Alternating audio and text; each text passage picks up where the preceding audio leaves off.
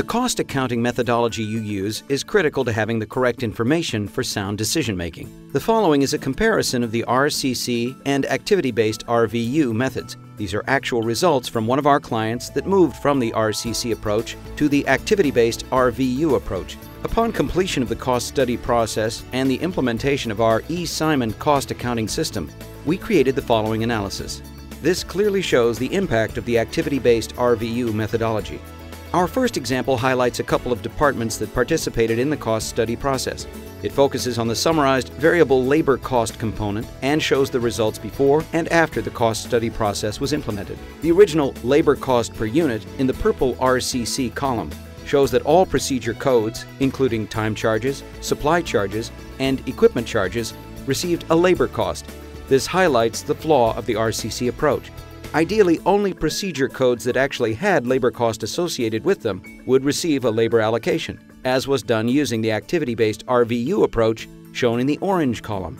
As you can see, labor cost was only allocated to the time or procedure charges.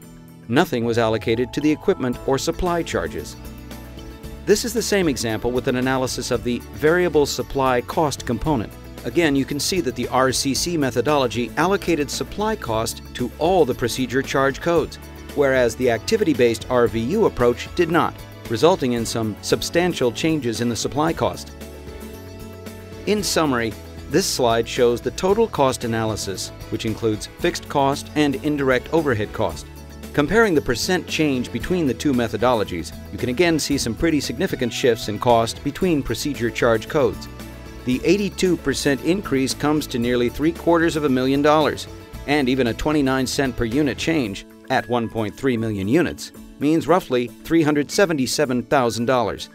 At the end of the day, the total cost within each department doesn't change. If a department spent $100,000, then $100,000 is allocated. However, what changes using the activity-based RVU approach is that the dollars are correctly distributed to the appropriate procedures.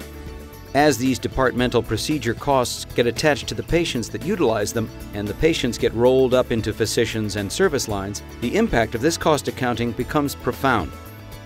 Here's an example of the impact at the physician level, analyzing direct cost per case. Notice the 45% increase in physician F's cost based on the change from RCC to activity-based RVU. This example doesn't incorporate an actual payment per case, but one could assume that with that large an increase in only the direct cost, physician F could easily swing from being profitable to losing money. Our final example is a view at the service line level. Here we analyze the direct cost per case by service line, again comparing the two methodologies and showing a percentage change from one to the other, which in this instance ranges substantially from -28 to +19%. These examples demonstrate the distinct difference in results from using these two methodologies. The RCC approach gives you a very high-level directional estimate.